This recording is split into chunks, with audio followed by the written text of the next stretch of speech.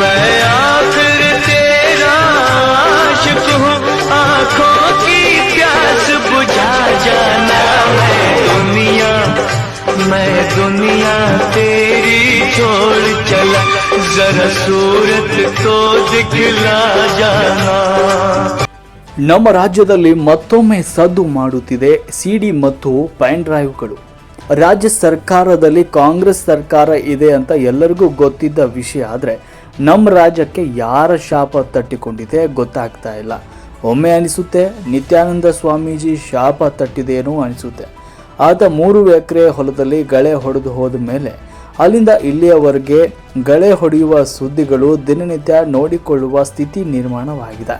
ಕಾಂಗ್ರೆಸ್ ಪಕ್ಷದಲ್ಲಿ ಮತ್ತೊಮ್ಮೆ pen drive ವಿಷಯ ಸದ್ದು ಮಾಡ್ತಾ ಇರುವುದನ್ನು ಜನರು ನೋಡಿಕೊಳ್ತಿದ್ದಾರೆ. ಇದಕ್ಕೆ ರಾಜ್ಯ ಸರ್ಕಾರದಲ್ಲಿ ಇರುವ ಮುಖ್ಯಮಂತ್ರಿ ಅವರು ತಮ್ಮ ಮನೆಯಲ್ಲಿ ಇರುವ ಶಾಸಕ ಹೇಳಿಕೊಂಡಿರುವುದನ್ನು ನೋಡಿಕೊಂಡು ಜನರು ಮತ್ತು ವಿರೋಧ ಪಕ್ಷದ ನಾಯಕರು ಮಾತನಾಡುವ ತುತ್ತಾಗಿದೆ. ಮೊದಲೇ ಅವರ ಮನೆಯಲ್ಲಿ 1 ಬಾಗಿಲು 3 ಒಲೆ ಅಂದುಕೊಂಡಿದ್ದು, ಇದರ ಮಧ್ಯ ಭಾಗದಲ್ಲಿ ಸರ್ಕಾರ ತನ್ನ ಅಸ್ತಿತ್ವ ತಾನೇ ಕಳೆದುಕೊಳ್ತಾ ಇದೆ.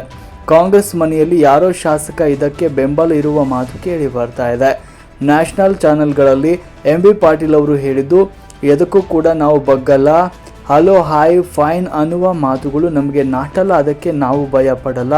ಸಚಿವ ರಾಜಣ್ಣ ಅವರ ಮನೆಯ ಕೆಲವು ಜನರು ಹನಿ ಟ್ರಾಪ್ ಮಾಡಲು ಪ್ರಭಾವಿ ಸಚಿವರ ಕೈವಾಡ ಇರುವ ಆರೋಪ ಕೇಳಿ ಬರ್ತಾ ಇದ್ದು, ಈಗಾಗಲೇ ಕಾಂಗ್ರೆಸ್ ಪಕ್ಷದ ಕೆಲವು ಶಾಸಕರನ್ನ ಈ ಮೂಲದಿಂದಲೇ ಬ್ಲ್ಯಾಕ್ ಮೇಲ್ ಮಾಡಿಕೊಂಡು ಅವರ ವಿರುದ್ಧ ಧ್ವನಿ ಎತ್ತದಂತೆ ಮಾಡಿದ್ದು, ನನ್ನ ವಿರುದ್ಧ ಮಾತನಾಡಿದರೆ ಅವರು 3 ಎಕರೆ ಹೊಲದಲ್ಲಿ ಗಳೆ ಹೊಡೆದಿರುವ ಸುದ್ದಿ ಹರಿದಾಡುವುದು ಖಚಿತ ಅಂತ ಹೇಳುತ್ತಿದ್ದಾರಂತೆ.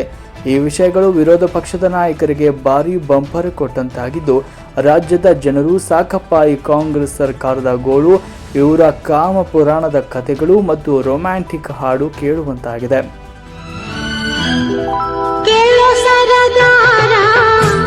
ಚುಕ್ಕಿಗಳಂತೆ ನಾನು ನೀನು ಬಾನಿನಲ್ಲಿ ಬಾ ಕೇಳೋ ಹಮ್ಮೀರ. ರಾಜ್ಯದಲ್ಲಿ ಸರ್ಕಾರ ರಚನೆ ಆದಾಗಿನಿಂದ ಇಲ್ಲಿಯವರೆಗೂ ಹಗರಣಗಳ ಸರಮಾಲೆ ಕಂಡು ಬರ್ತಾ ಇದೆ. ಮೊದಲೇ ರಾಜ್ಯದಲ್ಲಿ ಚಿಕ್ಕ ಯುವಕರ ಪರೀಕ್ಷೆ ನಡೀತಾ ಇದ್ದು, ಅವರ ಗಮನವೂ ಇತ್ತ ಬೀಳ್ತಾ ಇದ್ದು, ನಮ್ಮ ರಾಜ್ಯದ ಯುವಕರು ಏನು ಮಾತನಾಡ್ತಿದ್ದಾರೆ ಅಂದರೆ, ನಮಗೆ ನೌಕರಿ ಮತ್ತು ಶಿಕ್ಷಣ ಕೊಡುವ ಸಚಿವರ ಮಂಚದ ಆಟ ನೋಡುವಂತೆ ಆಗಿದೆ. ಇನ್ನು ನಾವು ಏನು ಮಾಡುವುದು ಎಂಥ ದುಶ್ಚಟಗಳಿಗೆ ದಾರಿ ಮಾಡಿಕೊಟ್ಟಂತೆ ಆಗುತ್ತಿದೆ ಅಂತ ಸರ್ಕಾರಕ್ಕೆ ಹಿಡಿಶಾಪ ಹಾಕ್ತಿದ್ದಾರೆ. ಭಾಷೆಗೂ ಬಲವಿದ್ದರೆ ಒಲವನ್ನು ಕಾಯಬಾರದೆ, ಉಸಿರೋಗೋ ಮುಂಚೆನೆ ಹೃದಯಕ್ಕೆ ತಾಯಾಗಿ ಬಡಿತಗಳ ಕೈತುತ್ತ ನೀಡಬಾರದೆ, ಹೆಸರನ್ನು ಬರೆದಿದ್ದ ಗೋಡೆಗೂ. ಇದರ ಮಧ್ಯಭಾಗದಲ್ಲಿ ಅರ್ಧಮರ್ಧ ಶಾಲೆ ಕಲಿತ ಯುವಕರು ಪಲ್ಲಂಗ ತೋಡೆಲೆ ತಿನ್ನುತ್ತಿದ್ದಾರಂತೆ.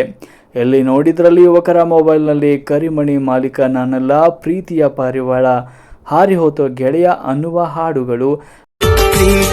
ನಿಂಗಿಷ್ಟ ಯಾರು ನಿನ್ನ ಕೈಗೊಂಬೆ ಇವರು ಇವರ ಆಸೆಯ ತುಂಬ ನೀ ಹರಿಯುವೆ ನಿನ್ನ ಸ್ನೇಹವೇ.